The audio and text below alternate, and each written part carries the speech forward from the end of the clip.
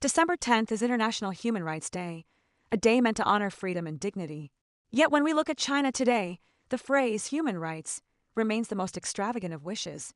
Some people become scenery in their sorrow. Some kneel and cry for justice before a temple of Baogong. Some women are forced to report their menstrual cycle. Some people disappear because of a blank sheet of paper, a human rights case, or a belief. Under the CCP's power, even the most basic dignity can be stripped away. At this very moment, far away in Europe, Poland has officially banned the Communist Party, sparking cheers and praise among countless Chinese netizens. Today, we are not only documenting suffering, we are documenting awakening. 7,000 people lash out at CCP media. China is now filled with smoke. The anger of ordinary people is reaching a breaking point. Within just a few days, CCP mouthpiece media outlets released 2 short videos, only to be bombarded by furious comments. One video from CCTV portrayed food delivery workers enduring scorching heat and freezing cold as merely enjoying the scenery. After a flood of online backlash, the video was quickly taken down. The other came from People's Daily and was condemned by more than 7,000 netizens. Many said that the tension between the CCP and the public now needs only a single matchstick to ignite and spill from the internet into real life. In the People's Daily video, a food delivery worker, his right leg amputated, struggles forward on a slippery, rain-soaked road. He uses his right hand to support a crutch, while his left hand clutches the delivery bag tightly. Every step is difficult, yet stubbornly determined. Above his head, the video editors placed 2 large characters, scenery. Yes, scenery. The moment these words appeared, the internet exploded with anger. Thousands of netizens raged. Why does this happen? Don't you know the reason? Is giving him financial assistance really that hard? Why are you turning his suffering into your feel-good propaganda? The comments were filled with emojis, China's censorship-dodging code, symbols netizens used to slip past filters. But the anger and sarcasm could not be hidden.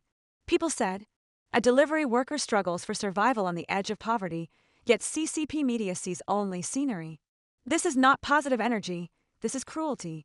Mencius once said, a person without compassion is not human. People's Daily's production shows no compassion, only party spirit. The top critical comment received nearly 7,000 likes. Netizens made their stance unmistakable. This isn't a misunderstanding, but outright disgust toward using the suffering of the poor as inspirational stories to deceive the lower classes. Some cited writer Wang Shua. The most shameless, sinister form of praise is turning the hardship of the poor into inspirational material to fool them. This sentence is now repeatedly copied under CCP propaganda videos. These 7,000 likes of fury represent not a mere online event, but a fire in the hearts of ordinary Chinese people burning hotter every day. And this fire may only be the beginning.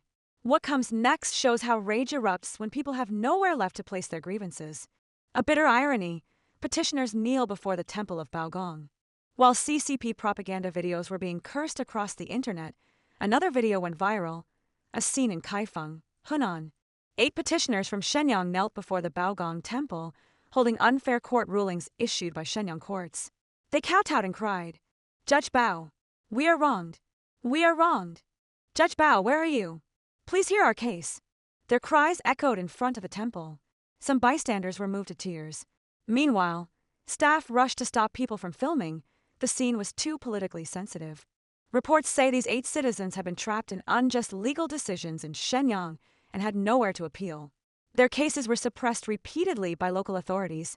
Appeals to the CCP's disciplinary bodies were redirected back to the same local officials. After a full circle, nothing changed. The injustice remained. A netizen wrote, in the CCP's China, wrongful cases tormenting ordinary people have become the foundation of governance. Another quipped bitterly, as long as the Communist Party exists, Kaifeng will never know peace. This wasn't the first such incident. In March last year, another woman knelt before the Baogong statue, crying hysterically. She later said that although she won her lawsuit, the Enforcement Bureau simply refused to enforce the judgment, destroying her home instead. She had gone to visit relatives in Kaifeng, stepped into the temple, saw Baogong statue and broke down. In China today, even justice no longer exists. Her video triggered a chain reaction.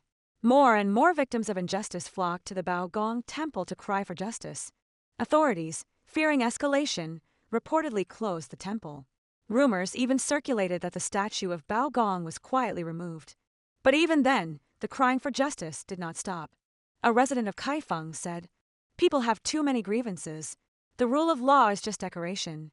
I know someone who's been petitioning for over 20 years with no result." What began as a plea for a single case often ended in beatings, arrests, and more injustice piled on top of injustice. Nothing is more tragic for an era than when people no longer trust the courts and instead kneel before temples, seeking a justice that no longer exists. From forced abortions to forced births, CCP's hand reaches for Chinese women again. New disturbing scenes are emerging across China. The CCP's authoritarian hand is once again reaching toward women's bodies, this time shifting from forced abortions to forced childbearing. In a village in Xianwei, Yunnan, mothers received a message in their WeChat group demanding they report the date of their last menstrual period. The required format: name plus last menstrual period date plus phone number. Those living out of town had to specify their location. And importantly, everyone had to report. The internet erupted. This is menstrual surveillance. Pornography, drugs, and crime records must be hidden, but women's cycles must be exposed. Insanity. Some joked. What's next? Will they call to remind you when you're ovulating and ask for updates the next day? Officials claimed it was for pregnancy tracking and public health services. But everyone knew this was not care, it was control. And it wasn't only Yunnan. Women in Jiangsu, Zhejiang, and Hunan all were ordered to report their menstrual dates. Even unmarried female university students were included. Students wrote, "I'm not married, not dating, yet I must report my period?" Absolute invasion. In Luchuan County, Yunnan, an unmarried woman said, "The Women's Federation called asking for my menstrual date, and when I planned to get pregnant. Outrageous." Officials said it was their assigned task. One word, task, was enough to send chills down people's spines. With fewer than 10 million births annually in the last 3 years, China's population crisis is severe. Now the CCP is reversing course, once enforcing fines for having more than one child, now enforcing pressure for not having enough. Authorities even released a new theory, claiming women who give birth to 3 to 4 children live longer with lower mortality risk. The internet exploded with sarcasm. 12 years ago, we still had the one-child policy. Where did this data come from? Back then, they limited births. Did they want people to die earlier? Others said bluntly. Before they forced people to pay heavy penalties, now they force people to have babies. Mafia logic. This is a profound violation of women's rights. The CCP has always treated life as something it has the right to dictate. A true criminal syndicate. Human rights deteriorate. White paper youth, rights lawyers, and believers persecuted. Human rights abuses in China are countless. On International Human Rights Day, we must speak of the white paper movement youth, the disappeared lawyers, and the persecuted believers. Human rights violations under the CCP have never ceased. Human rights organizations note that civic space is shrinking, religious activities are increasingly restricted, and from 2024 to 2025, many cases involve secret procedures, extended detention, and even missing individuals with no case updates. White paper protesters disappearing. Remember the 2022 white paper movement? Some young people who held up blank sheets are still detained. Some were prosecuted. Some simply disappeared. Nanjing student Li Kongming vanished after the protests. His friends said they tried asking around and contacting the school, but no information could be found. That blank sheet became their last link. According to the Diplomat, at least 100 people were arrested after the protest. As of 2024 to 2025, many cases remain secret, families not even informed of trial dates. The silent cry of that blank sheet is now buried deep under CCP legal repression. Rights lawyers under threat. Meanwhile, those who dare to defend ordinary people bear invisible chains. Famous lawyer Gao Jisheng has been missing for over 8 years. Lawyer Xia Lin, after being falsely sentenced for taking sensitive cases, has almost no contact with the outside world after 12 years.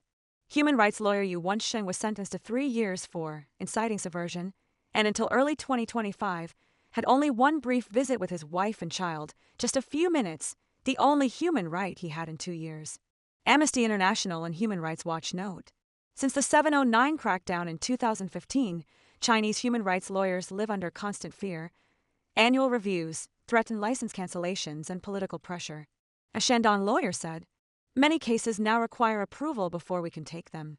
If you don't comply with the police, your license is gone." He added with despair, "The law still exists, but it no longer belongs to the people."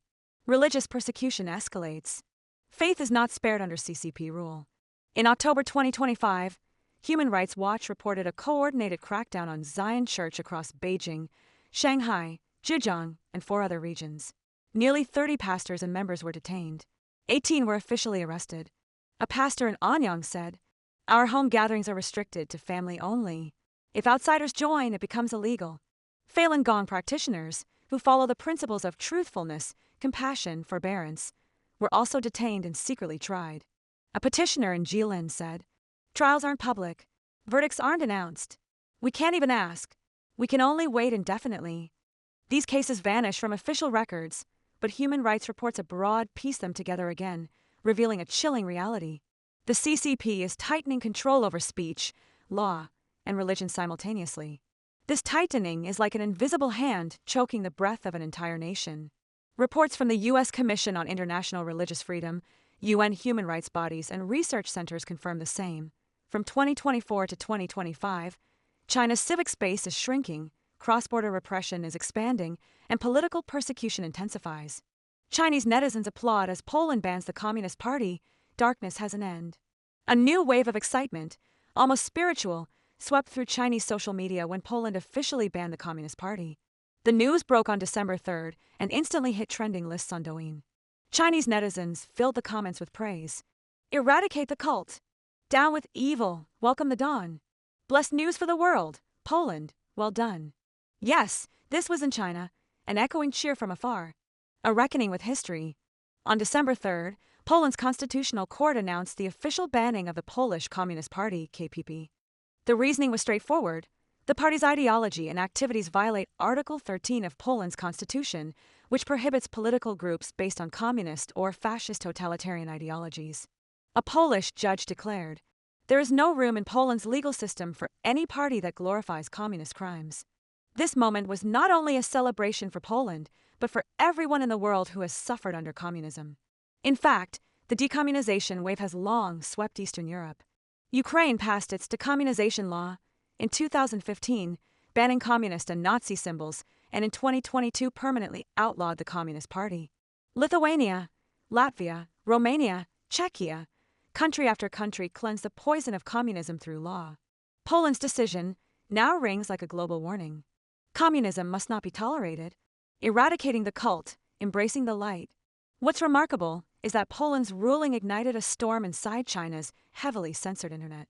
Netizens cheered. Poland enforces justice. Totalitarian cults must be removed. We long to see the day this cult disappears. Finally, hope for the people. Some hinted subtly. There are still 2 suns left, one in North Korea, the other you know. In China's suffocating censorship environment, these comments may have been about Poland, but every word was aimed at the CCP. China expert Wang He said, "This reflects a collective awakening among Chinese people. They long for freedom, they're only waiting for the trigger."